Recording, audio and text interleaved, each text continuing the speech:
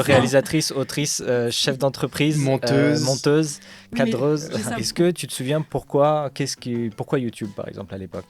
Vraiment On en parlait un petit peu tout à l'heure de Pipi dans Paris. Ouais, je me suis dit, on va faire des toilettes géantes, on va faire une brosse à chiottes immense. Et genre, il y avait des hommes qui m'envoyaient des vidéos de leur pénis, de menaces de viol, de mort et tout, donc ça c'était assez intense. Bonjour à Swan, tous. bonjour à tous. On commence nos podcasts toujours par poser une question super simple, mais qui est en fait extrêmement compliquée pour tous les créateurs et les créatrices. Et notamment pour toi. Comment tu te présentes? Je m'appelle Swan Périssé et je suis humoriste et productrice de vidéos. Humoriste, productrice de vidéos. Voilà. Ok. T'as vu, j'ai Donc, simplifié au est-ce- fil des années. C'est ça. Est-ce que C'est t'es clair. pas aussi un J'ai peu fait un- réalisatrice, autrice, chef d'entreprise, Monteuse. monteuse, Oui, mais cadreuse? j'ai simplifié. Bricoleuse. Voilà, Oui. je suis très bricoleuse. Ouais, c'est vrai. C'est Pour de la sauteuse, je le dis de temps à autre. Je ne le cache pas. Reine de la permaculture, jardinière, Non, par contre, je suis nulle en paysagiste. permaculture. Aïe, aïe, J'ai aïe. fait plein de projets de jardinage, mais je les lance. Donc, Ouais. tu sais, genre, je montre, regardez comment il faut faire, mais j'ai jamais entretenu Et après, c'est la l'os qui se moindre démerde. coriandre sur Je plus veux dire, la d'une semaine. terrible vidéo de un an après, nous sommes revenus. Bah, donc sur ma chaîne YouTube où j'ai fait plein de projets comme ça, on en parlera peut-être. Il y a plein de gens qui me disent, tu veux pas faire des vidéos bilan, mais j'ai vraiment peur que 3/4 de mes projets se soient effondrés. Donc je suis là, ouais, Bah, un jour. ça peut être marrant. Ouais, non, ça Non, sera ouais, pas visuel ça- en tout cas. ouais. Ça sera donc, vous voyez cette terre sèche, c'est là qu'on essaie de faire pousser les trucs. C'est Un le peu jeu aussi en même désespérant, temps. ouais. Il n'y a plus de saison. Non, je vais pas commencer comme ça. Ça aurait été une belle transition, mais c'est peut-être encore un peu tôt. Donc maintenant que tu t'es présenté et qu'on sait que tu fais beaucoup trop de choses, tu fais partie de ces quelques personnes qui ont commencé par la scène, à la base, avant de découvrir la magie des réseaux sociaux, et notamment YouTube. Ouais. Est-ce que tu te souviens pourquoi YouTube, par exemple, à l'époque? Vraiment, YouTube à l'époque, c'était pour avoir du monde dans mes salles de spectacle. Donc il n'y a pas beaucoup de gens qui savent que j'ai commencé par la scène il y a 10 ans avant de me lancer sur YouTube. Vous le savez, parce que vous m'avez connue quand j'étais pas du tout connue sur les réseaux sociaux. Mais en gros, j'avais besoin de monde dans ma salle, quoi. Donc je me suis dit, en fait, j'ai rencontré Norman, fait des vidéos. On faisait du stand-up côte à côte dans les petits bars de stand-up et tout. Et j'étais là, mais il a une super idée. Ah, sauf que c'était l'inverse, du coup.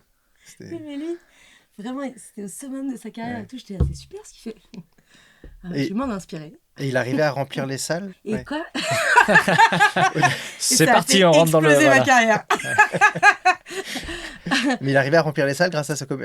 Ouais, enfin, en gros, moi, je jouais mon stand-up, mon spectacle au Paname Art Café Ouais. à l'époque. Je pense que ça s'appelle que le Paname maintenant. Paname, ouais. Et ouais, je pense qu'ils ont changé de nom. Et en gros, bah, lui, il y avait plein de monde qui venait dans son public parce que les gens entendaient parler du fait qu'il redait son spectacle. Et moi, je bénéficiais des gens qui allaient voir son Ouais. spectacle parce que je jouais avant, après, je faisais ses premières parties, etc. Et je me suis dit, voilà, c'est super, c'est ça qu'il faut faire pour amener du monde. Donc moi, je faisais des vidéos qui faisaient 400 vues et j'étais refaite. Et j'avais demandé à Norman de jouer dedans, je me souviens. Il avait fait non, je fais bah, pourquoi? Il disait, bah, c'est pas trop... tu sais. Je sais pas, bon, il avait pas le temps, quoi. Et j'avais joué un peu dans ses vidéos aussi. Et donc, je me souviens plus exactement comment ça a commencé, mais les premières vidéos que j'ai diffusées, en tout cas, c'était des vidéos où je faisais des petites musiques improvisées un peu partout dans Paris, dans des endroits improbables, sur un échafaudage, sur un Vélib, dans un manège. Et je racontais des trucs sur moi parce que 15 jours plus tard, il y avait mon spectacle qui s'appelait Révélation. Je faisais une grande salle dedans, je sais pas, une salle de 250 places. Pour moi, c'était énorme à l'époque. Ça l'est. Et donc, j'improvisais une petite musique et je racontais un truc sur moi, un peu humoristique. C'était ça mes débuts de vidéo. Il y a des gens qui pensent que j'étais chanteuse avant. J'étais trop pas chanteuse, j'étais assez rigolo. Ouais, c'est vrai que j'avais oublié que tu faisais autant de musique. Pourquoi t'as arrêté? J'ai peu travaillé ma voix. Ouais. Et en vrai, c'est du travail quand même. Je m'en rendais pas compte parce que moi, j'avais fait beaucoup de musique. Tu sais, j'avais fait le conservatoire et tout. Et donc, je pense qu'il y a des choses que je pensais intuitives et qui en fait venaient du travail. J'étais c'est trop facile de chanter, d'improviser et tout. Et donc là, récemment, pour un nouveau programme que j'ai lancé, je me suis remise au chant un tout petit peu. Et je suis là, ah ouais, genre, j'ai perdu. Tu sais, comme quand tu te remets à courir et tu te souviens dans ta jeunesse, je faisais un footing sans problème. Je suis un peu comme ça avec la voix. J'ai arrêté de travailler et j'avais aussi... C'est énormément de travail, quoi, la musique, que ce soit la musique sur ordinateur, comme apparemment personne l'appelle, mais le fait de faire de la musique sur ordinateur, quoi, Ableton Live et tout. Et et travailler ses compétences vocales au piano, parce que je fais du piano aussi. Et voilà, moi, je voulais être humoriste, en fait. Et j'aime bien vraiment travailler le stand-up pur. C'est vraiment ce que j'adore. Même si je pense à remettre de la musique. Là, ça fait presque 1 an que je rôde mon nouveau spectacle. Et je pense maintenant à peut-être mettre de la musique, mais j'avais besoin de trouver le fil rouge, de travailler le stand-up pur, la vanne, la vanne, la vanne. Et après, pour moi, c'est de l'artifice, quoi, la musique. Ça vient mettre de l'ambiance, souligner, mettre des paillettes, mais c'est pas mon travail, quoi. C'est pas être musicienne, quoi. Ok. Voilà. Tout le monde retient son souffle, quoi. Est-ce que alors quand tu disais que tu t'es lancé sur YouTube, mais alors est-ce que vraiment tu l'as fait pour les spectacles? À quel moment tu t'es dit, c'est peut-être presque pas une fin en soi, mais est-ce que tu le voyais vraiment comme presque je le fais, et puis quand ça marche les spectacles, je lâcherai un peu, je me concentre sur les spectacles, ou est-ce qu'à un moment tu t'es dit, ah, en fait, il se passe un truc qui est peut-être intéressant? Donc, dans mes souvenirs, donc, ça commençait à attirer du monde dans mes salles, mais en fait, je pense que le travail, enfin la qualité de mes spectacles de stand-up n'était pas là. C'était normal, j'avais genre 23 ans, je débutais, ça prend beaucoup, beaucoup de temps d'être fort sur scène. Et en fait, j'adorais la vidéo, en fait. J'adorais écrire. J'ai rencontré un mec de façon improbable qui m'a donné des cours de montage, qui est devenu l'un de mes meilleurs amis, avec qui j'ai fait des vidéos pendant des années, qui s'appelle Mathieu Corneau. Donc, il m'a appris à me servir d'Adobe Premiere et tout. Et puis, au bout de 4 semaines, il m'a appris à me servir d'une caméra. Et au bout de 6 semaines, il venait faire les tournages gratos et filer des coups de main gratos sur les montages que je faisais. Je me souviens, on travaillait dans mon petit studio dans le 18e, porte de Clignancourt. C'est là que j'ai appris le montage et tout, c'était trop fun. Et en fait, j'adorais, quoi. J'adorais écrire, créer. C'était beaucoup moins lourd, beaucoup moins de pression que le stand-up. C'était trop fun. Il y avait moyen de faire plein de formats différents, de la fiction, du face-cam, des blagues. Et puis oui, c'est vrai que bah, voilà, ça a très vite fait 5000 vues, 10 000 vues. Enfin, qu'est-ce que je raconte? En fait, je pense que j'ai fait une quinzaine de petites vidéos un peu mignonnes pour faire la promo de mes spectacles. Et après, j'ai fait un méga buzz, en fait, une vidéo qui a fait 4 millions de vues. Ouais, moi je crois que c'est ça qui t'avait mis dans mon radar. Ouais. C'était celle avec Nicolas Mérieux. Ouais, il y avait Nicolas Mérieux dans la vidéo. Et donc ça s'appelle Comment les étrangers voient les Français. C'est ça. T'as un long time. Et c'était vraiment l'un de mes premiers montages de fiction. Et ça tue, genre, la vidéo est incroyable. Et je me souviens avec mon pote Mathieu Corneau, on avait co-réalisé, coproduit. Moi, je savais pas que ça s'appelait la production à l'époque, mais genre, on avait donné 50 € par-ci, 50 € par-là. Ça coûte beaucoup plus cher de produire normalement, mais c'est ce qu'on faisait à l'époque. Et on avait fait le montage en 1 semaine et on dormait pas, on se foutait une pression de malade. Et on avait fait le montage en 1 semaine et on était tous les deux assis sur le canapé. Il y en avait un qui faisait le montage, puis qui s'endormait sur l'épaule de l'autre, puis l'autre qui prenait le relais. Enfin, pourquoi tant de violence infligée? Et donc il y a eu ce gros buzz. Donc après, les vidéos d'après n'ont pas buzzé, bien sûr, parce que je faisais un peu n'importe quoi. Et ça a commencé à changer quand je me suis présentée au début et à la fin des vidéos. Genre, coucou, c'est Swan, vous allez voir un sketch que j'ai réalisé, que j'ai coproduit avec mon équipe et tout. Merci de vous abonner, gros bisous, quoi. Quand les gens ont pu identifier qu'il y avait une femme créatrice derrière tout ça. Mais c'est marrant parce que c'est exactement l'effet que ça m'a fait. C'est-à-dire que tu parlais de cette vidéo avec comment les étrangers voient les Français. Et je me rappelle parfaitement que quand c'est arrivé au Space pour la première fois, je t'ai pas identifié comme la personne de cette vidéo-là. C'est ça. Et au bout d'un moment, j'ai fait, ah mais si, bien sûr que je la connais, j'avais vu cette vidéo. Et pour moi, cette vidéo, c'était pas la vidéo d'une créatrice, c'était un sketch de Topito, tu vois, j'ai une connerie, mais c'était un collectif, c'était un média, c'était quelque chose, mais c'était pas une créatrice qui était derrière ce projet-là. C'est ça. Et c'est pour ça que tu parlais des petites des vidéos musique que tu faisais, que j'ai découvert après. Du coup, je me suis dit, incroyable. Et c'est marrant parce que donc, je raccroche à ce que tu te décris, tu te présentes comme humoriste. Moi, si je devais te présenter, je dirais artiste au sens large parce que c'est... Non, mais c'est vrai, tu touches à tout en fait. Donc là, tu veux revenir aux sources, très bien, tu es très forte dedans et vas-y, fonce. Mais en fait, ce que tu fais, c'est, comme il disait, tu réalises, tu chantes, tu fais de la musique, c'est artiste vraiment au sens large. Et tous les formats que tu as proposés étaient bons. Tu vois, donc moi je ne limiterais pas ça à humoriste en fait. Trop bien. Bah oui, c'est vrai qu'en ce moment, mon truc c'est surtout l'humour et c'est ce que je préfère être sur scène en tout cas. Bah là, j'ai créé un format hybride dont on va parler, je pense, mais qui mélange carrément humour, intello, réflexion, écologie et chant. Mais ouais, je pense que ça me définit bien, artiste. J'aime bien créer des trucs. Ouais, ça. Et j'ai vraiment des phases obsessives dans ma vie pendant 2-3 ans où je fais que un truc. Bah, pareil, la musique sur ordinateur, encore une fois, cette expression n'existe pas. Je crois que techniquement, on dit MAO. Voilà, Musique MAO. assistée par ordinateur. Voilà, mais c'est si tu dis je ça. fais du Voilà, MAO ça. ou MAO, les gens ils sont genre Ouais, pardon. c'est ça. Quoi. On dirait un art martial. Ouais. J'ai pas fait de sport depuis si longtemps. Et ouais, bah à un moment, j'ai vraiment une phase obsessive avec ça. J'ai appris avec mon copain Mime, qui fait de la musique, qui a pareil, un peu touche à tout. Il a le même profil que moi, mais dans la musique. Il produit de la musique, il fait des mixages. C'est ça. Je crois qu'on lui a jamais fait cette c'est vanne ça. d'ailleurs. Et ouais, il y avait un moment, je faisais que ça, quoi. Je faisais que ça. Mais ça, personne n'a vu les créations sonores. Ça s'est jamais sorti. Je le faisais sur scène. En gros, je voulais apprendre ça pour faire des performances sur scène. Donc, j'enregistrais les rires des gens, leurs prénoms, je les loupais et tout, genre en direct et tout. Puis après, j'ai arrêté. Voilà. C'était ma phase obsessive. Ça a duré 8 mois. Mais c'est vrai que moi, je me rappelle cette période au Space où tu étais à la recherche créative dans tes vidéos, où tu faisais du stop motion. On en parlait un peu juste avant. Tu avais fait un clip dont on va parler. Pipi dans Paris. Ouais. Enfin, tu vois, t'es vraiment allé chercher de la créativité très diverse. Et on en parlera aussi un peu après. Rupture et changement total. Ouais.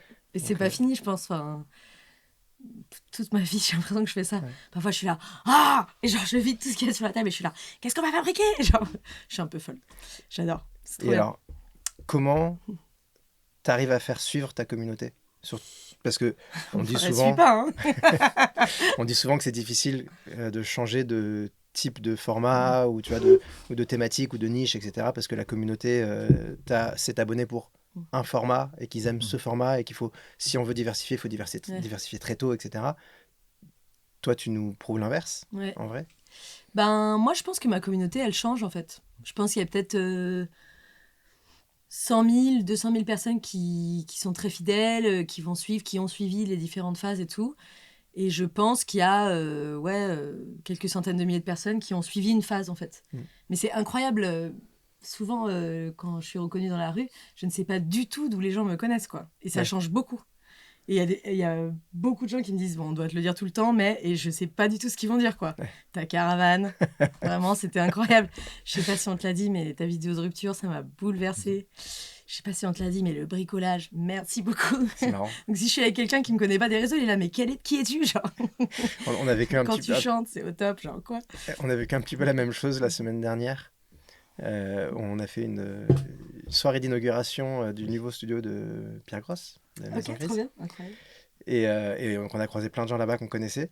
Et tous nous connaissaient pour quelque chose de différent. Ouais, donc soit la prod, soit YouTube, soit le marketing d'influence, enfin tu vois, des OP qu'on a fait avec. Enfin, c'était assez marrant de se rendre compte qu'en fait on était connus pour des choses extrêmement diverses aussi, quoi. C'est drôle. Mais en tout cas, moi, par rapport à mes abonnés, j'ai jamais eu cette angoisse. Tu sais, souvent les gens, il y a ce débat sur est-ce qu'on montre ce que les gens veulent voir ou est-ce qu'on crée et ensuite ils veulent voir ce qu'on crée, quoi. Moi, je suis toujours partie du cœur, de mes envies, de mes flows artistiques et tout, pour présenter des choses telles qu'elles sont. Et là, j'hallucine, donc on va révéler le truc, mais en gros, là, j'ai lancé un nouveau podcast qui est filmé, avec un super décor et tout, qui s'appelle Il y a plus de saison, qui est dispo sur ma chaîne YouTube. Et là, j'ai carrément mis le pied dans une sphère que je connais pas du tout, qui est la sphère des politiques. J'ai vraiment été contactée par des candidats à la présidentielle. J'ai envoyé mes vidéos sur comment regarder un porno. Oui. Mais vraiment, genre, j'ai mis le pied dans LinkedIn, genre. Je suis passée à la télé, ils ont fait un portrait de moi pendant 20 minutes et genre, en coulisses, j'attendais avec des hommes politiques qui venaient commenter une situation sur le logement et tout. J'étais là, mais qu'est-ce qui se passe? Et moi, je présente, je défends mon truc le plus possible. Je me dis, qu'est-ce que j'aimerais voir? Puis moi, je change, quoi. Je deviens ce truc m'intéresse plus qu'un autre, j'ai envie de développer plus cet art qu'un autre et tout. Donc, je suis à l'écoute de ce que moi, j'aimerais voir. Et donc, je crée des choses différentes. Et les gens suivent ou suivent pas, et c'est pas grave. Et pour rebondir là-dessus, parce que donc, on disait tout à l'heure, donc on parlait de Maison Grise, qui est une structure que tu as rejoint où ta chaîne marchait déjà plutôt très bien, on peut le dire. Donc, tu rejoins Maison Grise, ce qui fait que tu prends une direction divertissement, de manière générale. Et au moment presque à ce pic, ou en tout cas juste pendant Maison Grise ou juste après Maison Grise, tu décides de lancer Vers chez vous, qui est ta chaîne dite secondaire, enfin c'est une deuxième chaîne principale en fait, si on doit l'appeler comme ça. Et c'est qu'il y a souvent la question qui revient de, quand on a une chaîne qui marche bien mais qui est sur un type de contenu, faut-il repartir de zéro sur une autre chaîne en sachant que ça va être dur, ou faut-il des fois garder la même chaîne en prévenant la communauté en disant bonjour, jusqu'à présent je vous parlais de foot et maintenant on va parler de musique assistée par ordinateur. Voilà, je sais pas quoi. Est-ce que de MAO, tu peux le dire maintenant. De MAO. Mao. Représente Mao. Est-ce que du coup à l'époque c'était clair pour toi qu'il fallait scinder en deux entre guillemets, et est-ce que ça a été dur de repartir de zéro? Pour moi, c'était une évidence qu'il fallait repartir de zéro parce que je voulais vraiment parler de sujets que j'avais jamais abordés et faire même des formats complètement différents. Donc, je voulais. Donc, la chaîne Vers chez vous, le principe, c'était j'allais chez des abonnés pour les aider à mettre en place des initiatives écologiques. Et en gros, je faisais des tutos, non seulement des tutos visuels, explicatifs, avec les mesures, les outils de bricolage et tout, mais aussi psychologique, quoi. Genre, ça, c'était trop chiant à faire, ça m'a pris des heures. Enfin, vraiment raconter mon cheminement écologique en même temps. Ça n'avait rien à voir avec ce que je faisais avant, quoi. Et puis, je voulais pas arrêter le divertissement, ma passion de l'humour, tout ce qui était créatif, artistique et tout. Donc, je me suis dit, je vais pas imposer ça aux gens. Ça n'a pas lieu d'être, quoi. Et en fait, je pense vraiment que ma chaîne YouTube Swan Périssé, c'est devenu un peu ma signature, ma zone de liberté totale. J'ai essayé longtemps et c'était très dur de créer, de définir ce que je faisais et tout. Et en fait, ça accompagne ma vie artistique, quoi. Et là, c'est la première fois avec Il y a plus de saison que je fais un truc très, très écolo sur ma chaîne Swan Périssé, même si j'avais jamais caché que j'étais écolo. Je parlais de Vers chez vous et tout, mais je me suis dit, voilà, c'est un format de divertissement pertinent et artistique que j'ai envie de mettre sur cette chaîne-là. Voilà.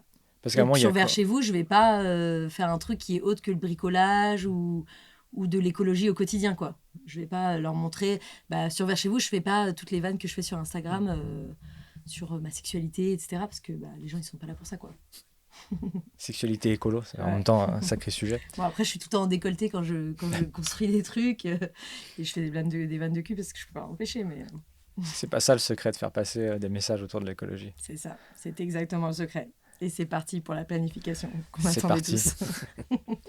Mais oui, parce que en fait, moi j'ai l'impression qu'il y avait de plus en plus de Vers chez vous sur ta chaîne principale parce qu'il y avait de toi et qu'à un moment c'était dur de dissocier qui tu es, ton engagement, tes messages et ce qui te tient à cœur de ta chaîne même divertissement, que ce soit dans tes choix de collaboration avec des marques, qui est de dire que si demain, au hasard, on va enfoncer des portes ouvertes, mais si Coca-Cola ou la Fondation Total venait pour te proposer un contenu sur ta chaîne principale, on sent que potentiellement ça pourrait coincer. Après, n'hésitez pas à appeler, hein. Enfin, je veux dire, peut-être que je dis ça. Et je vous répondrai avec plaisir. Allez vous faire foutre.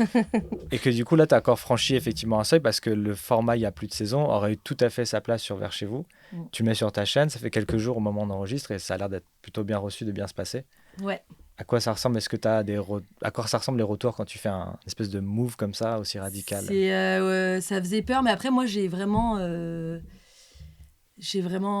affronté toutes mes peurs là, pendant 2 ans, de plus avoir d'abonnés, de plus faire de vues, de perdre tout le monde. Ça a été des angoisses et des nuits et du stress et du burn-out. Mais vraiment, maintenant, je suis en mode YOLO, je fonce, quoi. C'est très satisfaisant de faire des vues, mais ça a été un démarrage. Les 4 premières heures, vous savez, nous, on a les chiffres. 4 premières heures, c'était genre un fiasco, fiasco, ouais.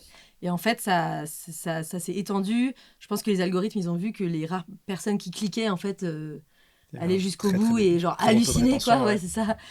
Et ça a été beaucoup partagé. J'ai gagné énormément d'abonnés, ça faisait longtemps, donc ça attire un nouveau public. Après, les commentaires, c'est un délire parce qu'il y a les gens qui regardent que des interviews sérieuses. Donc, je dis le concept pour les gens qui ne savent pas. Donc, il y a plus de saison. Le concept, c'est un spectacle humoristique où j'invite un ou une spécialiste de l'écologie. Et donc, c'est un spectacle drôle, mais on parle des sujets très techniques et intenses. Mais je le précise, c'est un spectacle drôle, et vraiment drôle, quoi. on se marre, quoi. Merci. Et donc, ouais, les gens qui sont habitués à voir les interviews, notamment, là, c'était Jean-Marc Jancovici, mon premier invité. Des interviews très creusées de 3h17 de Jean-Marc Jancovici, ils sont furieux contre moi parce que j'ose faire des blagues de cul. Les gens qui s'en foutent de l'écologie sont surpris et tout. Donc, c'est la révolution dans les commentaires, quoi. C'est marrant. Je m'en prends plein la gueule. Donc, je vois tous les hommes de plus de 50 ans qui n'ont jamais vu une femme ne pas leur sourire et applaudir, qui deviennent fous, quoi, qui sont là, genre, fille de Satan, genre. Et c'est extrêmement satisfaisant. J'ai l'impression d'avoir fait un pont entre deux mondes et de me faire insulter, mais je suis là. This is my creation. Alors justement, on en parlait un petit peu tout à l'heure de Pipi dans Paris, qui a été, je crois, la première fois que tu t'es pris un gros bad une buzz, bonne vague de haters. La première ou deuxième fois, je pense. En tout cas, vraiment suffisamment de haters pour que ça soit vraiment relou, quoi. Tu le vis comment, le traitement de ces commentaires aujourd'hui? Donc j'explique juste ce qui s'est passé. Donc j'ai été commanditée par la mairie de Paris, comme on peut être commandité par Coca, un partenariat avec un shampoing, un partenariat avec un rouge à lèvres et tout. Donc la mairie de Paris voulait faire des petites vidéos un peu sympas de sensibilisation pour remercier les Parisiens. On arrête de pisser dans la rue, voilà, quoi. Comme des gros bons voilà, dégueulasses, quoi. Soyons clairs. C'est ça. Mais en fait, il y avait plusieurs vidéos pour pas jeter des déchets dans les parcs et tout. Ces vidéos sont passées sous les radars. Et donc, j'ai fait un clip au millième degré qui s'appelait Pas pipi dans Paris, qui avait le plus gros bad buzz de la Terre. Ils avaient un peu vu le truc venir. Et donc, j'avais fait un truc... J'avais vraiment voulu faire un clip extrêmement esthétique. Mais en fait, j'étais partie dans mon délire parce que je suis une artiste, en fait. Et donc, je me suis dit, bon, on va faire un clip que jaune, parce que l'urine est jaune. Donc tout le monde était là, la chef d'éco. Je me suis dit, on va faire des toilettes géantes, on va faire une brosse à chiottes immense. Tout doit être jaune. Il faut qu'il y ait du liquide et du jaune, quoi. Et donc tout le clip, il y a genre des bombes à eau qui explosent au ralenti. On avait tourné avec une caméra RED et tout. On vous met le clip là, très impliquée. Très impliquée dans cette création. Et en fait, c'était une erreur de com. J'aurais pu me taper cette barre. Enfin, j'aurais dû faire un clip comme ça sur autre chose. Mais moi, je trouve le clip génial et drôle et en effet extrêmement gênant. Mais qu'est-ce que tu veux? J'ai travaillé avec de l'urine, quoi. Pour le coup, c'était vraiment l'un de mes projets les plus hipster, quoi. Enfin, les plus... l'urine, on va la représenter comme ça et tout. Et là, c'était vraiment désagréable. Hein. Vraiment, bad buzz très désagréable. Et donc, donc, c'est passé beaucoup dans les médias mainstream. Donc, apparemment, beaucoup de gens qui regardent les médias mainstream aiment me dire que je suis trop grosse, c'est pas drôle. Donc là, c'était genre à une échelle, mais vraiment, on parlait de moi sur toutes les radios. Il n'y avait aucune autre actu. Ça a duré 5 jours. Tout le monde se moquait de moi. J'étais taguée et tout. Heureusement, c'était surtout la mairie de Paris qui s'en prenait plein la gueule. Désolée. Désolée. Vraiment, c'était une erreur. Et genre, il y avait des hommes qui m'envoyaient des photos, des vidéos de leur pénis. En train de pisser dans Paris, pas du tout de problème avec la masculinité, hein, vraiment, tout va bien, hein, tout le monde va bien. Voilà, donc beaucoup de visuels de pénis, de menaces de viol, de mort et tout, donc ça c'était assez intense. Et pour en fait une artiste qu'on avait pris pour une campagne de com, voilà, c'était un peu maladroit. Voilà. Mais moi j'adore le clip, je le trouve très drôle. C'était beau, c'était drôle. Enfin, tu vois, il faut arrêter de. Oui, de mais se je pense pour, hors je sais pas quoi, tu vois. Oui, c'est ça. Ouais. Et puis les gens n'ont pas conscience aussi des budgets et tout. Donc je crois que ça avait coûté genre 6 000 €. Mais en réalité, un clip comme ça coûte plutôt 55 000 €. Enfin, tu vois. Et donc nous, on avait bidouillé et tout. Donc en fait, à partir de là, je le savais avant. Mais en gros, je lisais les commentaires et je me disais, c'est pas grave, c'est pas grave. Et puis j'ai commencé à faire de la tachycardie un matin. Je me suis réveillée. Et donc j'ai été à mon portable pendant 10 jours. Et je sortais avec un mec qui habitait à la montagne à l'époque. Donc j'étais allée... au vert, quoi. Donc, en fait, là, à partir de là, je sais que quand il y a trop de commentaires négatifs, il faut pas les lire parce qu'en fait, c'est quelque chose d'humain, mais ton cerveau, il ressent le danger. Part en vrille, bien sûr. Et donc, la panique et tout. Donc, même si rationnellement, je suis toujours très détachée de ces choses-là, je les lis pas. Tu vois, il y a beaucoup de vidéos de basculinistes de moi qui durent genre 1h30, qui expliquent pourquoi, parce que je mets du rouge à lèvres et des décolletés, je suis manipulatrice et que je veux soutirer de l'argent aux hommes. Mais c'est vrai, ça. C'est Attendez ça. une minute. Et voilà, c'est la résolution. Et ces vidéos, je les regarde pas. Je sais qu'elles existent, je m'en moque, je regarde pas, je sais pas qui les fait. Mais je les regarde pas parce qu'il faut pas. Enfin, c'est animal en fait de se protéger, d'avoir des réflexes de survie qui te font fuir ce genre de. Voilà, donc ton cerveau, en fait, ton corps va réagir si ton cerveau ne réagit pas. Et voilà. Mais ouais, début de long bad buzz et tout. Mais là, je dirais pas que mon podcast, il y a plus de saisons, ça buzz, mais en tout cas, ça fait beaucoup de bruit dans des milieux qui ne sont pas les miens. Et en fait, pareil, ça amène beaucoup d'insultes, beaucoup d'improbabilités, des gens qui sont pas du tout de mon humour, qui comprennent pas ce que je fais, qui comprennent pas mon assurance, qui pensent que c'est toute ma vie, tu vois. Et donc, voilà, ça envoie des pics, des insultes et tout. C'est parce qu'ils sont pas habitués à avoir une femme qui shine comme as. Mais de toute façon, même s'ils étaient habitués à avoir une femme qui shine comme as, femme égale on critique. Grosse somme. Mais c'est vrai que dans le cas de ton clip, en plus, on en parle avant parce que ça remonte à 5-6 ans, quelque chose comme ça. Donc c'est aussi une époque où déjà, premièrement, les placements de produits n'étaient pas aussi répandus sur YouTube et parfois mal vus. En plus, bon, tu as le phénomène Hidalgo, c'est-à-dire qu'à Paris, s'il y a quelque chose qui ne va pas ou il y a quelque chose, c'est la faute à Hidalgo, de toute façon. Si quelqu'un fait pipi dans la rue, Hidalgo, qu'est-ce qu'elle fait pour les gens qui font pipi dans la rue?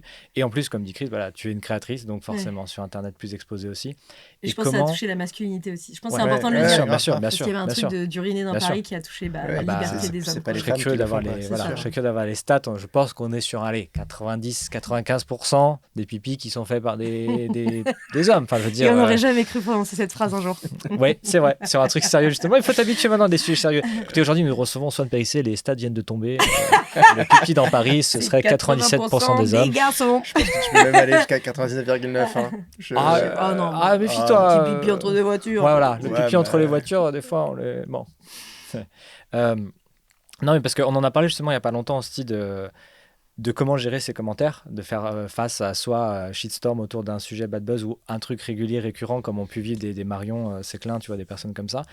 Et déjà, ce qui est marrant, c'est que ce que tu décris, je trouve, ça ressemble vachement, c'est un peu fort, etc., mais au syndrome post-traumatique que peuvent avoir des gens qui ont vécu des situations traumatisantes, que ce soit des conflits, des guerres, des agressions, des choses. Et effectivement, il y a ce moment où on se dit non, mais ça va, ça m'atteint pas trop. Et il y a plein de témoignages de personnes qui disent des mois ou des années après, ça te revient dans la gueule parce qu'il y a une petite porte qui s'ouvre, une brèche, et il y a des gens qui se retrouvent mais en catatonie, paralysés. Et comment tu gères? Alors, est-ce que c'est depuis ça? À quel moment, si tu sais, s'il y a eu un moment où tu as changé la façon dont tu as géré tes commentaires? Est-ce que encore aujourd'hui tu lis tout? Est-ce qu'il y a des gens qui t'accompagnent, qui font de la modération? Est-ce que tu... Parfois, c'est le cas. En ce moment, par exemple, je confie la lecture des commentaires à Louane, donc Louane Mancho sur YouTube, qui est ma meilleure amie. Et donc, elle, comme ça, elle va voir plutôt les stats, quoi. Elle va me dire, c'est ça à 80%, 90%, et ignorer les commentaires durs. Je pense que toute ma vie n'est pas du tout les réseaux sociaux et être aimé et être populaire dans les vues et tout, quoi. Je pense que j'ai voulu être cette personne un jour et je ne le serai jamais. Et... Donc beaucoup de recul, une vie perso très épanouie, du sport, une autre vie culturelle, tu vois, aller voir des spectacles, aller voir des expos, lire. Enfin, tu vois, il y a des gens qui sont extrêmement connus dans le monde du livre ou de l'art contemporain, dont les youtubeurs n'entendront jamais parler et qui ne connaissent pas les youtubeurs. Enfin, tu vois, il faut arrêter de croire qu'on est au centre du monde parce que ça fait des millions de vues, des dizaines de milliers d'insultes, tu vois. Oui, je pense qu'il y a eu plein de bad buzz. Après, j'ai fait une vidéo qui s'appelle « Il m'a quitté par mail » où je racontais ma rupture amoureuse. Donc, encore une fois, j'ai inventé un genre. Mais pour qui je me prends?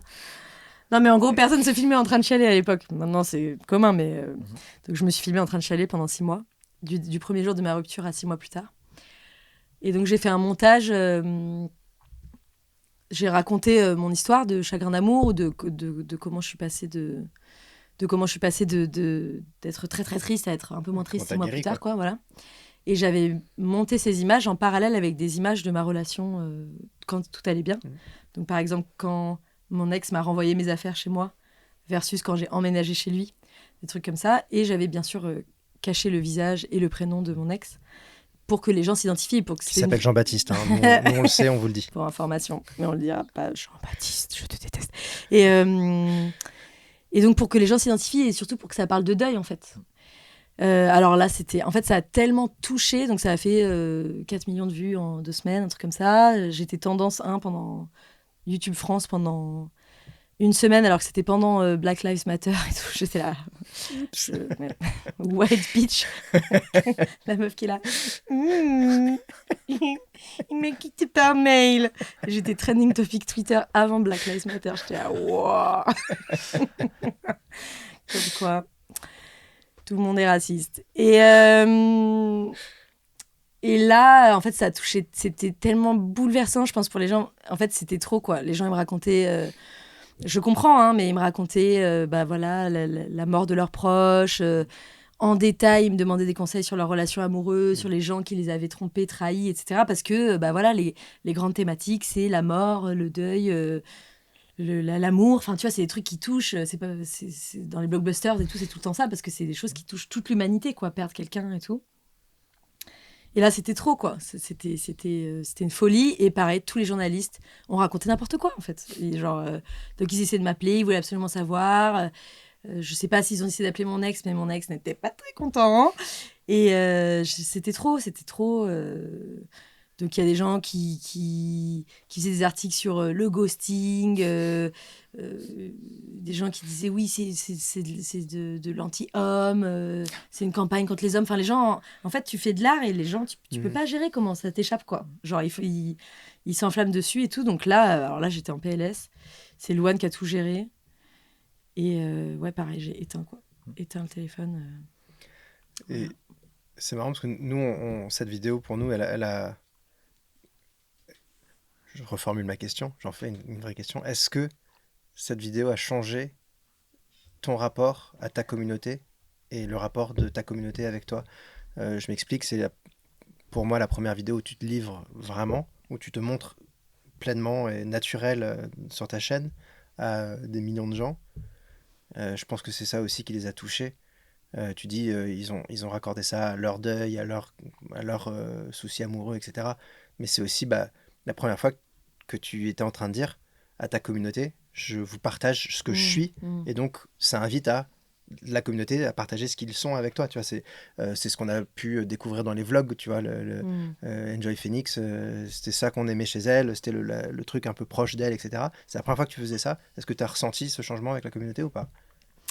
En fait, j'en ai pas trop joué, je pense. Enfin, avec le recul, j'ai cette impression. Parce que ça m'a complètement fait paniquer. Donc, je pense que eux se sont sentis plus proches de moi, mais moi, je me suis sentie plus loin d'eux parce que j'ai vu à quel point ça pouvait être dangereux. Comme ça s'est immiscé dans mon corps, dans ma vie. Après, quand on est youtubeur, youtubeuse, on a un contact chez YouTube France qui peut nous conseiller. Pas du tout sur les contenus, mais nous expliquer pourquoi une vidéo fait des vues ou pas de vues, mais d'un point de vue juste algorithmique, quoi. Genre parce que les gens sont restés longtemps, ont plus cliqué sur tel truc et tout. Et en gros, j'avais une super femme qui m'accompagnait à l'époque et qui m'avait dit, maintenant, en fait, je crois que j'ai pris 170 000 abonnés en une semaine. Enfin, c'est du jamais vu sur YouTube. À l'époque, en tout cas, c'était énorme, quoi. C'est pas du jamais vu sur YouTube, je raconte n'importe quoi, mais c'était énorme pour moi, en tout cas. Et donc, elle m'a dit, si tu veux, par exemple, reparler de féminisme, de trucs politiques, de faire de la comédie, il va falloir que tu dises aux gens de se désabonner s'ils sont venus te voir parler de ta vie amoureuse, quoi. Et donc, c'était trop bizarre. Et surtout, en fait, tu peux pas faire une vidéo aussi bouleversante toutes les semaines de ta vie, quoi. Non, parce que c'est l'une des... Enfin, je pense que j'ai vécu d'autres choses qui, théoriquement, ont l'air beaucoup plus violentes, des agressions sexuelles, des procès, des décès, des trucs terribles. Mais ça, je pense que c'était la plus grande épreuve de ma vie, en fait, cette rupture. Et j'ai préféré faire moins de vues après et dire aux gens je ne ferai plus jamais ou pas dans les 2 prochaines années une vidéo aussi spectaculaire parce qu'il a fallu que je souffre à en mourir pendant 6 mois pour vous toucher autant et tu peux pas et même si, quoi, genre, Taylor Swift. Voilà, Taylor Swift. Bonsoir. Mais même si tu fais des vidéos qui sont moins qui t'apportent moins de souffrance, enfin qui sont moins basées sur une souffrance, parce que tu pourrais te livrer de manière spectaculaire sur un truc trop bien qui t'est arrivé dans ta vie, tu vois. Mais dans tous les cas, la façon dont tu le fais demande que tu aies le temps de digérer en fait tes émotions. Quelle que soit ton émotion, il faut que tu aies le temps de la digérer, que tu aies le temps de l'analyser et de la remettre artistiquement Donc forcément, ça prend du temps. Tu peux pas faire ça toutes les semaines. Et surtout, j'avais pas du tout calculé cette vidéo. En fait, je l'ai montée toute seule. Pendant 3 jours, j'étais en train de partir changer de vie. Donc, je suis partie vivre en caravane et tout. Donc, j'avais plus que mon ordinateur. J'avais même pas de siège. Donc, j'étais assise par terre sur une table basse avec mon ordinateur. Et En train de pleurer. Voilà, en train de pleurer. Et c'est venu avec le flow. Donc, contrairement à souvent quand tu fais des stratégies YouTube et tout, je m'étais pas dit ça va être un format que je vais décliner. Je m'étais pas dit ça va ressembler à ça à la fin. Je m'étais pas dit ça va durer tant de temps. Je sais même pas combien de temps elle dure la vidéo, mais elle est courte, je crois. Je me souviens plus. Je crois que c'est une dizaine de minutes. Ouais, un truc comme ça. Et je me suis pas dit ça va durer tant de temps et tout. Je sais que juste ça faisait 6 mois que je voulais faire une vidéo. J'avais pensé à plein de trucs, un face cam, une fiction et tout. Et c'était en retrouvant ces images d'amour en fait qu'on s'était filmé parce que mon ex était youtubeur aussi. Et donc en fait c'est venu tellement intuitivement que je n'ai rien calculé. C'est pour ça que ça a fait la fraîcheur du truc. C'est pour ça que ça a fait le buzz. Et c'est pour ça qu'après pendant quelques mois j'étais là genre qu'est-ce que je vais raconter genre je peux pas faire une balade en forêt et que ce soit aussi émouvant, enfin, tu vois. Donc, j'ai pas mal galéré, en vrai, après. Ouais, c'est dur.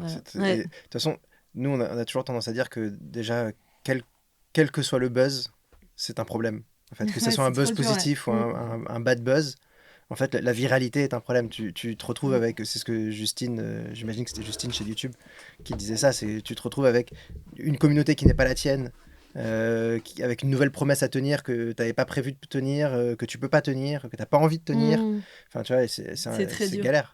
Les gens, ils ont besoin d'étiquettes en plus. Donc, moi, pendant des années, j'étais la meuf qui s'était fait larguer, la meuf qui avait fait pleurer. Et moi, je suis vraiment très joyeuse dans la vie, quoi. Genre, vraiment, les gens, ils pleuraient quand ils me voyaient dans la rue. J'étais là, ah no time. J'ai pas de mépris. Enfin, voilà, après, il y a des gens trop cool qui m'ont été amenés grâce à ça et surtout je suis trop contente d'avoir pu aider des gens qui se sentaient si seuls dans leur détresse parce qu'on fait genre une rupture c'est pas douloureux et ça peut être vraiment le nombre de personnes qui m'ont écrit pour le coup qui m'ont énormément touchée qui me disaient que ça faisait 10 ans qu'ils étaient tristes quoi. Et donc là je suis très contente voilà, que ça ait pu servir, que ça serve encore car la vidéo a été supprimée en France mais si vous avez un VPN vous pouvez la voir. Elle a été supprimée en France? Ouais. Je ne dirais pas qui a fait en sorte qu'elle ne soit plus visible en France, Jean-Baptiste. Mais oui, d'accord. Elle peut pas c'est un monde d'emprunt, n'allez pas chercher des Jean-Baptiste. Après, si vous tapez Il m'a quitté par mail, les abonnés l'ont réuploadé. Mais je me demandais légalement comment c'était. Qu'est-ce qu'il y avait de. Il n'y a pas de diffamation, il n'y a rien. Je crois que. Moi, ce que j'avais suivi à l'époque, c'était que même s'il n'était pas identifiable, a priori, il pouvait estimer qu'il était trop identifiable de par ce qui était raconté, montré. Et du coup, c'est atteinte à ta vie privée, donc tu. Si on peut, mais il me semblait pas qu'il y avait assez d'informations. Je sais qu'il y a eu une team qui s'est constituée auprès de lui et qu'il y a eu des demandes qui ont été faites tous les jours pendant 3 mois et demi. Donc je pense qu'à un moment ils ont lâché prise quoi. Non, mais est-ce que on parle aussi alors je crois que j'ai 1 ou 2 personnes en tête. Il y a quand même quelques mois après ta vidéo, 1 ou 2 créatrices avec des audiences certaines qui ont sorti des vidéos qui étaient très proches et qui étrangement sonnaient vachement moins sincère et spontané. On n'est pas obligé de citer des noms. Non, mais t'inquiète. Rien. non, t'inquiète. Moi, en fait, il n'y a aucun souci. Parce qu'il y a plein de gens qui m'ont dit oui. Donc, apparemment, des créatrices, notamment Auria, ont sorti des vidéos sur leur rupture amoureuse où elles se filmaient en train de pleurer et tout. Et les gens, ils étaient là, ouais, elle t'a copié et tout. Je dis, mais non, chaque histoire est personnelle, tu vois. Alors oui, peut-être c'était moins à la mode à l'époque, où ça avait été moins vu de se filmer dans sa plus grande vulnérabilité, mais moi, ça m'a pas du tout choqué, ça m'a pas du tout dérangé. Les créateurs, créatrices font bien ce qu'ils veulent. À quel moment je vais me dire, ah d'accord, donc toi aussi t'as été triste pour ta rupture, c'est grave copié. Moi, je m'en foutais complètement, mais les abonnés ont été très affectés par ça. J'ai vu qu'il y avait eu des commentaires sous sa vidéo qui avaient été supprimés, donc je pense que peut-être elle, ça l'a blessée ou dérangée et tout. Je crois que je lui ai envoyé un message en lui disant, aucun problème, gros bisous, tu vois. Même, genre, ça se trouve, tu me connais même pas, genre. Je sais pas, genre, qui suis-je pour dire, ah d'accord, donc tu es triste et tu mets en scène ta rupture. C'est pas mon idée, ça. Oui, c'était pas l'idée. Elle a fait exprès que la personne avec qui elle la quitte pour ça, mais après, il y a toujours ce piège, des fois, tu sais, Non, mais tu vois, il peut y avoir tu peux t'imaginer des trucs, on a déjà vu des trucs qui sont arrivés sur YouTube. Voilà, mettre en scène ses chagrins, oui, je pense que ça a peut-être lancé cette... Après, il y a toujours le problème sur YouTube il y a des choses, je prends l'exemple du vlog, par exemple. Il y a des gens qui vont à un moment peut-être avoir une vidéo qui marche, donc on a l'impression qu'ils ont inventé, mais tout se recycle et évolue en fonction Bien des sûr, influences de chacun. ouais. C'est comme si tu voyais un vlog et que tu dis, bah en fait, c'est Casey Neistat que tu fais. Et tu ne connais C'est même ça. pas Casey, c'est juste que tu as mangé, vu plein de vidéos qui ressemblent à ça, tu te dis, c'est cool, t'essayes. Et il y a une façon de partager, Ouais. témoigner qui fait que là, il y a juste peut-être même un hasard du calendrier qui a fait que, à quelques mois d'écart, bah, manque de peau pour elles, elles au pluriel, elles se sont peut-être fait quitter par leur partenaire et qu'il y a ce truc qui ressort. Mais Moi, c'est vrai que si mon travail a permis aux gens de plus montrer leur vulnérabilité, c'est de clair. se montrer ouais, voilà, plus triste, plus vulnérable, moins dans la performance et tout, bah, c'est vraiment un plaisir. Et depuis, j'ai été dépassée par 1000 trucs, 1000 concepts que j'ai essayé de refaire, que j'ai pas du tout réussi. Enfin, tu vois, donc voilà, c'est la création, c'est comme ça, quoi. Et donc, suite à cette vidéo, Taylor Swift sort un nouvel album 2 mois après. Voilà, c'est ça. Est-ce que Bah, tu lui as quand même envoyé je un lui ai envoyé message un vocal. J'ai dit, bah écoute, Taylor, parler tes ex, je trouve que c'est un peu s'approprier mon travail, mais bon, c'est comme tu veux. En tout Tu cas, peux moi, me créditer, par contre. Ouais. si je pouvais résumer un peu ce qu'on s'est dit depuis le début de cet enregistrement, je trouve quand même que tu avances sur une plateforme très différemment du reste du YouTube game. J'ai l'impression que tu n'as pas de stratégie, Non. dans le sens où tu fais ce que tu as envie de faire. Fuck it si ça plaît pas. Je le fais, point. Parce que c'est... Du coup, je le raccroche aussi à ce truc un peu artiste, que tu vois, on est habité par quelque chose, on a envie de le faire, versus ben, on veut faire des vidéos pour avoir un certain succès. C'est dur aujourd'hui pour toi de te retrouver, de t'identifier à ce YouTube game. C'est pour ça que tu te présentes pas comme créatrice YouTube. Ouais, moi, ça me dérange pas quand on me dit youtubeuse et tout. Ouais, ça marche pas pour moi, quoi. Tu vois, j'ai arrêté de me poser des questions et tout. Mais parfois, j'en souffre quand tu dis oui. Ça marche pas pour toi ouais. en tant que personne, parce que ça marchait, Ouais, ça marchait oui. en tant que chaîne. Oui, ça marchait en Ouais. tant que chaîne. Oui, quand je faisais 2 vidéos par semaine, je C'est ça. faisais des millions et des millions de vues par mois, 800 000 vues par vidéo à un moment, tu vois, et j'étais malheureuse. J'étais là. Mais les vidéos qui marchaient le mieux, j'étais là, je veux plus jamais faire ça, ça m'ennuyait comme jamais, tu vois. Je me pose pas trop la question, en fait, je me compare pas trop. Par contre, quand tu dis, tu mets tes trucs et tu dis ça marche pas, fuck it, c'est pas si simple, quoi. Enfin, oui, parfois, je fais des vidéos, puis je fais un point, rien n'a fait de vue, je m'épuise, je me dis qui suis-je, à quoi bon, et puis j'arrête tout, quoi. Donc, c'est pas vrai que ça a pas d'impact sur ma vie, mon moral et tout, mais je sais pas faire autrement, quoi. C'est comme si t'essaies d'expliquer l'amour, quoi. J'ai un rapport très émotif, en fait, à la création, et tu peux pas te dire ça n'a pas marché avec Jérôme, j'aurais dû, enfin tu vois, ça marche pas, j'ai essayé ça. Le couple, c'est pas mon truc, tu vois. Et alors, aujourd'hui, le YouTube s'est beastifié, comme on dit maintenant. Mr. Beast. Ah oui, d'accord. Donc, Ok. c'est beastifié. Et donc, du coup, on est dans une ère très algorithmique où vraiment on fait des vidéos pour satisfaire les algorithmes et non pas pour satisfaire nos viewers. Alors que YouTube, eux, te disent que l'algorithme est là pour justement est basé sur la satisfaction des viewers. Donc là, il y a un truc un peu... mais du coup, toi, comment... Aujourd'hui, si tu dois créer, donc tu le dis, ok, je le fais, je fais ce que j'ai envie de faire moi. Tu arrives quand même à créer, vraiment écrire ton contenu, tourner ton contenu sans avoir nulle part cette idée d'algorithme. Alors, je pense pas à l'algorithme. Enfin non, c'est pas vrai. Déjà, je pense à l'algorithme parce que là, par exemple, je me suis remise à faire des vidéos et je veux en publier au moins 2 par mois. Okay. Donc, je vais pas dire que je pense pas à l'algorithme. Je me dis pas, j'espère que l'algorithme va me mettre en valeur. Mais je me dis, voilà, je me fixe cette régularité.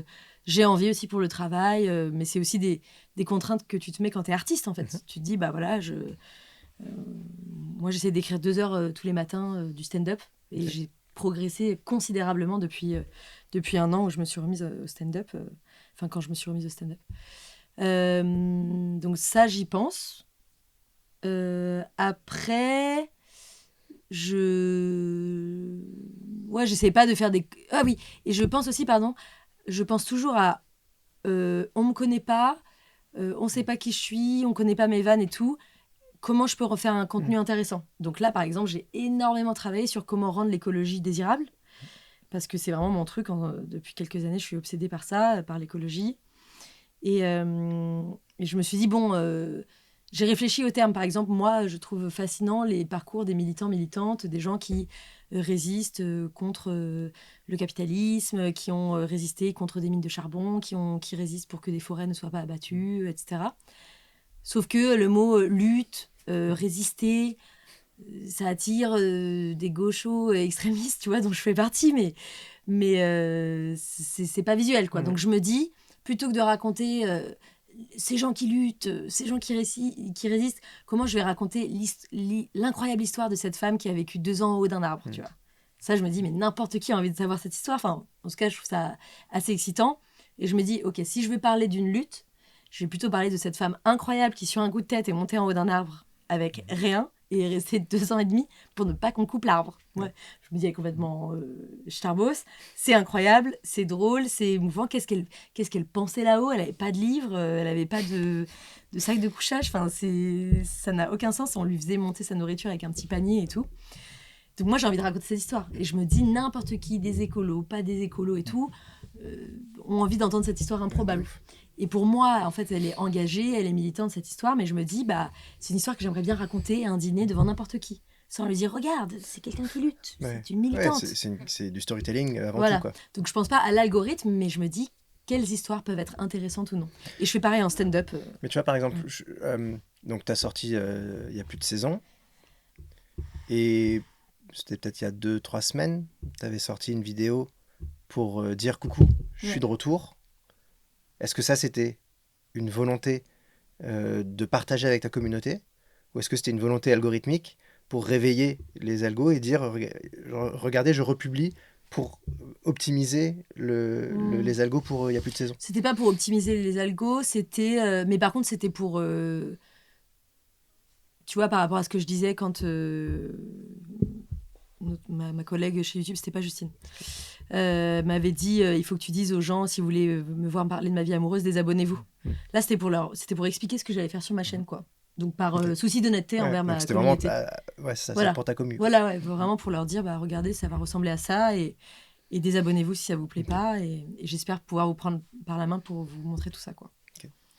Voilà. Il y a quand même ce truc un peu intéressant sur YouTube, en particulier sur les réseaux sociaux, il y a très peu. En fait, j'ai l'impression que soit il y a des créateurs, créatrices qui sont très engagés et qui sont marqués, et on arrive à les mettre entre guillemets dans une case. Et sur certains sujets, on a l'impression qu'il faut qu'il y ait un truc très très grave pour qu'il y ait une prise de position de certains. Mais ça se retrouve aussi dans le sport ailleurs. On a vu quand il y a eu les émeutes en France ou même la réforme des retraites, où il a fallu arriver à ce stade-là pour que certains disent quand même, bon écoutez, je suis pas politique, mais là, il faut quand même en parler et tout, en fait, quoi. Comment, est-ce que toi, c'est venu naturellement? Est-ce que du coup, comment tu abordes ça? Est-ce que pour toi, ça paraît évident que qui tu es passe à travers porter des boucles d'oreilles Darmanin d'émission quand tu es en spectacle sur scène? Et quand je suis à la télé aussi. Et quand tu es à la télé. J'ai des boucles d'oreilles Darmanin d'émission, et quand je suis dans les loges, je fais comme ça. Et j'arrive sur le plateau, il y a la caméra qui arrive et je fais bonjour. Bonsoir. Et là, il y a marqué Darmanin d'émission, et il y a un doigt d'honneur. C'est génial. Et je vois la tête en général de la personne qui m'interviewe qui fait. Et je fais. C'est bon, vraiment ça. Hilarant. Excuse-moi, c'est pas du tout venu spontanément, c'était très dur et je m'en prends plein la gueule parce qu'il y a des gens qui disent oui, les créateurs, créatrices, ils disent oui, j'ai peur de me positionner sur des trucs et tout. On s'en prend plein la gueule, hein. Moi je m'en prends plein la gueule. Les écolos, ils pensent que je suis pas assez écolo. J'invite. Quoi, t'as un iPhone? Ouais, voilà, j'ai un iPhone. J'invite Jean Covici, qui est quand même quelqu'un qui est là genre depuis 30 ans. Attention, les énergies fossiles vont à manquer. Mais bon, il est pro-nucléaire, donc on me déteste d'avoir fait ça. Les gens qui veulent que je fasse du divertissement, ils sont pas contents parce que j'invite des gens sérieux, donc je m'en prends plein la gueule. Mais je peux plus faire autrement, quoi. Je suis trop consciente, trop politique dans ma vie. Pour moi, tout est politique, donc je suis obsédée par ça. Et c'est pas venu spontanément, c'est venu pendant les élections présidentielles, où je trouvais que Mélenchon était la personne qui avait le programme de planification écologique et de justice sociale le plus sérieux, et donc j'arrêtais pas de dire à mes proches, il faut voter Mélenchon, il faut voter Mélenchon. Et j'ai vu une story d'une influenceuse très connue qui a dit c'est pas à nous de dire pour qui voter. Et j'étais là, oh hell yeah! Genre c'est complètement à nous de dire pour qui voter, ça n'a aucun sens de dire quel rouge à lèvres il faut prendre, quelle marque est stylée et soi-disant éthique, et de dire ah non, les élections c'est pas moi, tu vois, ça m'a trop énervée. Donc j'ai fait une vidéo sur Instagram et ça a vraiment amorcé un gros changement, et c'était libérateur et jubilatoire. où je dis bonjour à tous. C'était un réel, donc ça durait 1 minute 30. Je voulais juste vous dire que c'est pas aux influenceurs de vous dire pour qui voter pour Mélenchon. C'est pas du tout. Enfin voilà, si je décidais par exemple de voter pour Mélenchon, c'est pas à moi de vous dire je vais voter Mélenchon, c'est lui qui a un super programme de justice sociale. Mélenchon. Enfin voilà, moi je suis pas. Et admettons que je trouve que Macron a fait n'importe quoi, notamment avec la planification écologique. Bah Mélenchon va pas faire n'importe quoi. Je vais pas vous dire Mélenchon. Et donc en fait, voilà, la vidéo a fait 1,5 million de vues en 24 heures. C'est très algorithmique ça, de répéter plusieurs fois un mot dans une vidéo pour que ça référence ça. Bah tiens. Bon, peut-être qu'au bout d'un moment, bon, bref. Mais l'algorithme de Instagram, je comprends rien de toute façon. Oh, tu sais, je pense que non plus. Ouais.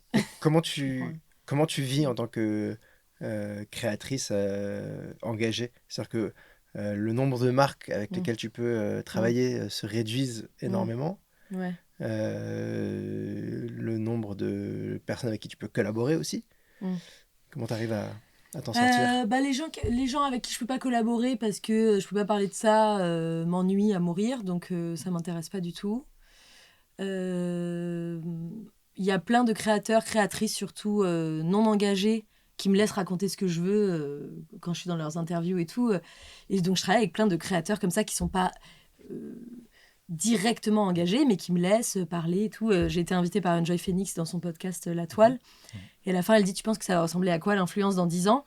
Et j'ai dit, moi je pense que si les influenceurs, influenceuses ne s'emparent pas de la question climatique et des limites planétaires, il y aura plus d'influence dans 10 ans, quoi. C'est un peu cassé l'ambiance. Mais bon, elle a pas fait genre je vais la censurer parce qu'elle dit des trucs pas politiquement corrects qui disent pas que... Donc, je travaille qu'avec des gens qui me laissent être comme je veux. Et pour les partenariats, j'ai diversifié mes sources de revenus, notamment en revenant sur scène. Okay. D'ailleurs, je fais ma promo. Mon spectacle est en rodage.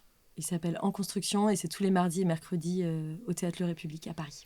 Et est-ce que bientôt, je sais que tu joues aussi à Montpellier régulièrement, ouais. Est-ce qu'il y a, spoiler ou pas, mais est-ce que ceux qui habitent ailleurs qu'à Paris ou Montpellier vont pouvoir te voir en spectacle en 2024? Tout à fait. Je serai en tournée en avril, mai, juin 2024. Est-ce que l'accord Hôtel Arena pour fin 2024, est-ce que c'est optimiste aujourd'hui, Swan Périssé? Non, mais attends, tu rigoles, mais je suis en train de planifier l'Olympia pendant 2 ans, donc c'est pas, c'est pas le Zénith. Mais... Faudrait que tu en parles avec Fabien Olicard de son premier Olympia. Ouais. C'est vrai qu'il faut que j'aille boire un café avec Fabien, je l'ai vu il y a pas longtemps en plus. Et tu feras attention, il y a un ascenseur qui s'arrête pas à tous les étages dans les loges. On s'était perdu une fois parce que, bref. Ah ouais, vous étiez c'était les petits tips. C'était pour autre chose que Fabien. Vous êtes perdu. On s'est perdu. Ah, c'est ouais, il y avait des petites galères. Moi, jamais je vais genre faire pipi toute seule dans les grandes salles. Non, quoi. Je suis là, genre, un mec avec un micro, accompagne-moi parce que je vais me perdre. Et c'est l'angoisse quand tu vois l'heure de la scène arriver et que tu es perdu dans les couloirs. Il y a un épisode de 10% qui est incroyable comme ça, c'est pendant la cérémonie des Oscars. Je sais plus quelle actrice se perd, mais c'est réel. On se perd dans les putains de loges parce qu'on fait très vite des 1200 places et tout et tout se ressemble et c'est un cauchemar et tu entends le public, tu sais pas où il est et t'es là genre c'est moi qui suis sur scène dans 3 minutes là, vraiment il faut y aller quoi. Ouais, t'as vu, elle est rentrée directement dans le public au milieu de son public, c'est du jamais vu, c'est hyper original.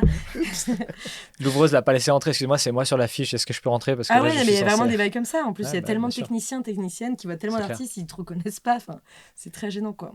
Mais donc du coup t'es très sélectif sur tes marques? Très sélectif sur les marques. J'ai accepté de gagner moins d'argent pendant un temps, le temps de préparer le spectacle. Et donc, je diversifie mes revenus. Donc, je pense que quand cette vidéo sort, c'est bon. Mais donc, j'ai co-créé un shampoing solide avec une marque bio, par exemple. Okay. Donc, je vends mes propres shampoings. Je fais mes spectacles. Donc, les gens donnent de l'argent qui va directement dans ma poche et permet de payer les gens qui participent à la réalisation du spectacle. Et je continue les partenariats qu'avec des choses dont j'ai extrêmement besoin, qui parfois sont pas écolos, par exemple les sextoys, que j'adore. Et tant pis pour l'écologie. Et parce que voilà, c'est quelque chose que j'utilise au quotidien et que j'assume que c'est des choses pas écologiques que j'ai dans la vie. Et sinon, juste des produits dont je me sers tout le temps, dont j'ai envie, qui participent à mon bonheur et à mon quotidien. Et il y en a quand même beaucoup. Enfin, je suis pas sortie de la société de consommation, quoi. Donc, j'assume à 100% tous les partenariats que je fais. Et en vrai, le début de ma transition vers de l'engagement et tout, ça n'a pas du tout été compliqué financièrement. Il y a plein de marques qui font des choses chouettes, qui ont besoin de promotion. Il faut juste bien s'organiser et c'était beaucoup de travail. Donc, tu vois, je faisais beaucoup de stories, beaucoup de réels, beaucoup de partenariats. Ça va être la suite de ma question, du coup, mais je voudrais quand même... Parce que tu dis, il y a plein de marques. Ouais, il y en a plein qui sont écolos, mais qui ont très peu de budget en Ouais. général. Donc du coup, est-ce que toi, tu as dû baisser tes tarifs par rapport à ce que Ouais. tu faisais avant? En vrai, moi, je pense que c'est vraiment un mythe, ça. Ouais. Ouais. Parce que, en fait, quand t'es un artiste ou une artiste, tu ne vends pas que ton audience. En fait, tu vends ton montage, Ta ton création, bien tournage. sûr. Voilà. C'est un mythe parce que les marques, elles sont prêtes à payer pour une publicité. Mais en plus, une publicité qui est vue par des centaines de milliers de personnes, c'est... N'importe quelle marque qui a levé un peu de fonds, qui investit de l'argent pour ça, quoi. Moi, il y a plein de toutes petites marques avec lesquelles je travaille qui s'alignent directement avec mes tarifs. Donc, qui sont assez élevés parce que j'ai beaucoup, beaucoup d'audience, quoi. Donc, vraiment, je suis pas d'accord. Bah, tant mieux. Après, il n'y a pas beaucoup de toutes petites marques qui ont 80 000 euros pour une vidéo. Ouais. Bon, voilà. Des trucs énormissimes. Ouais. Voilà, mais des trucs tout à fait abordables qui te permettent de te payer toi, de payer tes salariés et tout. Voilà. Et ça fait du bien à entendre parce que Ouais. moi, j'ai pas tout à fait le même regard Ouais. suite à tout ce qu'on a pu vivre chez On est prêt. Alors, c'était peut-être pas les mêmes époques aussi. C'était peut-être un peu tôt par rapport à actuellement. Mais enfin, il me semble qu'on avait même d'ailleurs vécu des choses ensemble d'ailleurs sur. Je nommerai pas. plus quelle Marque, énergie Ouais, c'est ça. verte, quel fournisseur d'énergie verte. Mais on avait essayé de faire des projets Mm. avec toi et que ça avait été en discussion pendant longtemps parce qu'ils n'avaient pas de budget réel, quoi. Tu vois, ils galéraient sur Ouais. leur budget. Et Bah, moi- c'était pas que tu étais trop Ouais, cher, c'est quoi. ça. C'était juste. Moi, je me tu souviens vois, que le budget était très correct. C'était un des gros contrats que j'avais signé à l'époque. Donc, on parle d'une marque d'énergie verte qui m'avait commandé plein de contenu sur 1 an. Et c'était super. Je me souviens, j'avais ouvert le champagne quand j'avais signé ce programme. Enfin, ce contrat, c'était vraiment un truc que je rêvais de faire. Mais en fait, il me demandait trop de travail. Ouais. Donc, trop. Donc, sur tous ces contenus, il n'y avait pas, disons, la flexibilité et le lâcher-prise que peuvent avoir peut-être des marques habituées qui vont dire ok, cette créatrice parmi 10 créatrices qui parlent de nos shampoings, on la laisse en parler comme on veut. Donc peut-être que c'était trop d'enjeux pour eux, Ouais. qu'ils avaient trop envie que je dise exactement ce qu'ils voulaient dire ou que je comprenne 100%. Et là on a pu voir peut-être, vous me dites si j'ai tort, hein, mais peut-être leur manque d'expérience avec l'influence et tout ça, ça Non, prend bien du sûr. temps, c'est vrai. Ça, c'est vrai que ça prend du La temps avec ces pédagogie, elle est marques-là. dure. Ouais. Clairement. Voilà. Et ça prend du temps. Et alors justement, le Ouais. temps. Ouais. Comment tu t'organises aujourd'hui structurellement en tant que créatrice, Ouais. humoriste, etc. T'as une boîte de prod, Ouais.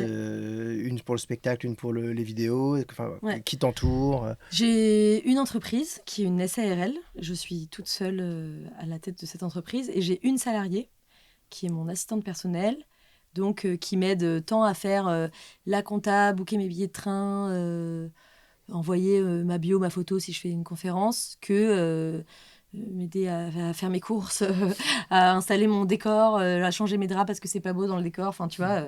Et elle est incroyable. Elle s'appelle Amélie Fleury. Elle est incroyable.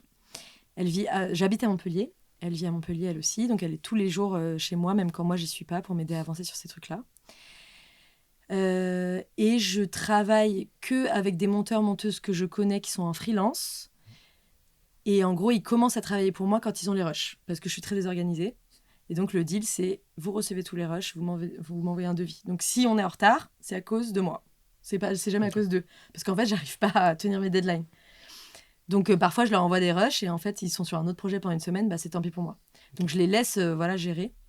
Et pour Il y a plus de saison, donc pour les gros projets, les grosses prods, j'ai des gros budgets et une super directrice de production qui s'appelle Valentine Mabille, qui gère tout. Et je travaille qu'avec des équipes qui me connaissent, qui me laissent faire les retours à 1h du matin. Et donc, en gros, toute la charge mentale, organisationnelle, tous les rushs et tout, c'est des gens qui sont payés pour faire ça, qui savent très très bien le faire. Et moi, je suis vraiment le rôle d'artiste, directrice artistique, qui fait les retours sur les montages et tout, qui regarde de loin. Et parfois, ils me disent des trucs et je dis, je m'en fous, faites ce que vous voulez. Ça a été dur, ça, de lâcher le montage? Ouais, c'était dur. Ouais, c'était très dur. Ouais. Le montage, ça fait longtemps que j'ai lâché, Ouais. mais je suis en coproduction avec le studio Binge Audio Binge. pour faire Il y a plus de saison. Et genre juste, depuis Maison Grise, en fait, j'ai jamais accepté de travailler avec des coproducteurs et surtout avec des hommes. c'était très compliqué. Et là, j'ai fait un gros travail sur moi pour accepter qu'à plusieurs, on va plus vite, plus haut, mieux, et qu'on s'achète de la santé mentale. Donc ça a été un gros travail, mais ça se passe très bien pour l'instant. Voilà. Trop bien. Aujourd'hui, c'est quoi la principale difficulté que tu rencontres en tant que créatrice? L'idée étant d'essayer les créateurs émergents, les créateurs et créatrices émergents. De pas me faire grignoter tout mon temps par le travail, quoi. La séparation vie perso, vie pro. Ouais, voilà. Ouais. En fait, tu peux travailler tout le temps, le week-end, c'est un travail que j'adore. T'as tout le temps des gens qui travaillent avec toi, où tu peux toujours avancer sur ce montage, ou faire un réel par jour, ou en faire 2, ou faire une vidéo par semaine, ou 2. Tu vois, genre, c'est illimité. Ouais. Donc, en fait, il faut te mettre des pauses pour kiffer ta vie avec tes proches, te faire à manger, t'occuper de ton appart, ta famille. Faut le voir comme du travail, ça, en vrai, parce que ça te nourrit. Ouais. Ça te nourrit, ça va booster ta créativité. Ouais. C'est un vrai moment de travail, en vrai, les pauses. Ouais. Et en fait, enfin, moi, les pauses, mais les très longues pauses d'un an, d'un mois, sans les réseaux, sans écran et tout, ça m'a reconnecté avec l'écriture à fond, quoi. Et c'est ça mon métier, en fait. Même si on n'a plus un jour de micro, de caméra, de lumière et tout, moi, je sais écrire, quoi. C'est vraiment mon truc. Et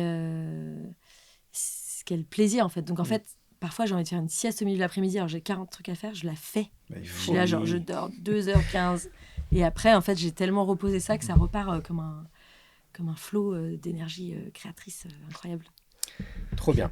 Allez, on se lance des petites questions mitraillettes, on appelle ça. Désormais, je ferai des siestes au travail, n'est-ce pas, Chris? Ouais, faut qu'on... Moi, j'ai pas de problème avec les siestes. Hein. Ah, ben je sais. Il vaut mieux, parce que si on travaille ensemble, de toute façon, ça serait un problème. Mais... Donc, on appelle ça des questions mitraillettes, parce que le but est qu'on te pose plein de questions et que tu réponds vite. Okay. Et voilà, on n'aime pas trop le terme mitraillette, parce que c'est violent. Agressif, ouais. C'est super violent. On n'a pas encore trouvé le bon terme, donc voilà, c'est un terme à nous proposer, on est preneur. Donc, qui est ton créateur ou ta créatrice préférée? Louane Mancho. Louane Mancho. Est-ce que tu as une chaîne ou un compte pas trop connu, coup de cœur, à nous faire découvrir? Oui, Girl Go Green sur Instagram. Girl Go Green sur Instagram, top, je valide à 200%. Du coup, je saute cette deuxième question, la sous-question de cette question qui est: est-ce que tu as une chaîne d'une créatrice à nous faire découvrir? Parce que souvent, c'est des réponses masculines, donc on force. Une question exprès. Sortez tout vert sur Instagram. Sortez tout vert. Coucou, qu'on salue aussi. Si t'en as d'autres, vas-y, balance si tu veux. Ce qui te passe par la tête. Pizza Omri, comment elle s'appelle? C'est pas du tout rapide ce que je fais. Non, mais alors, tu peux sortir ton téléphone, il n'y a pas de problème. Quand on dit rapide, c'est juste réponse courte, quoi. Mais... Pizza Margot Omri sur Instagram. Pizza Margot Omri, je connais pas du tout. On va regarder ça. C'est très drôle. Et alors, j'en rajoute une, parce que je trouve qu'on devrait la rajouter. C'est quoi la dernière vidéo YouTube que tu as regardée? La dernière vidéo YouTube que j'ai regardée, c'est la vidéo de Seb Lafrite sur Bob Marley. Je n'ai pas encore regardé. Ouais. C'est toujours très bon, en général, ce format-là. Et j'aime beaucoup les Êtes-vous des mères de Cyrus. De Cyrus. Ça me fait vraiment taper des grosses barres. C'est très stand-up, quoi. Grave. Il serait bon en stand-up. Hein. Je sais pas. C'est dur, hein. Je pensais, c'est dur. C'est pas le même Parfois, métier je regarde, du tout, il y a le montage, hein. C'est dur. C'est sûr. Mais en tout cas, il y a l'écriture, quoi. C'est sûr. Il y a la réactivité. Ouais, ce que je voulais dire, c'était pas le talent en tant que personne, c'était plus le concept, un peu à la Max Bird d'ailleurs, d'avoir le concept d'avoir un stand-up.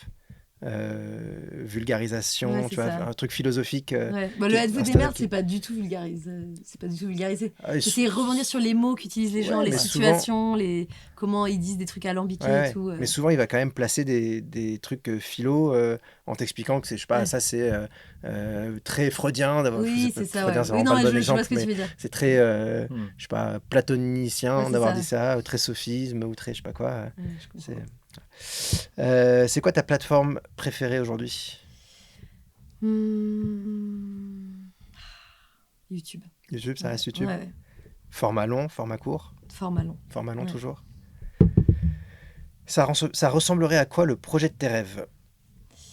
Il n'y a plus de saison. C'est le projet de tes rêves? Ouais, c'est ça un fait spectacle longtemps de comédie, d'impro, où tu apprends des trucs. C'est incroyable pour moi. Ça fait longtemps que tu y penses à ce projet? Ça fait très longtemps, ouais. Ça fait très longtemps que j'ai envie de faire de la comédie avec des situations dramatiques et que les gens apprennent des choses. Et en fait, j'essayais de le faire, mais j'ai pas les connaissances des gens que j'invite, en fait. J'arrivais pas à avoir, à maîtriser les sujets pour en faire de la comédie. Et du coup, ça a mis combien de temps à se monter, ce projet? Franchement, ça allait très, très vite. Ah ouais? Ouais. Trop J'ai bien. eu vraiment l'idée concrète. Je dis, il faut que j'invite un scientifique.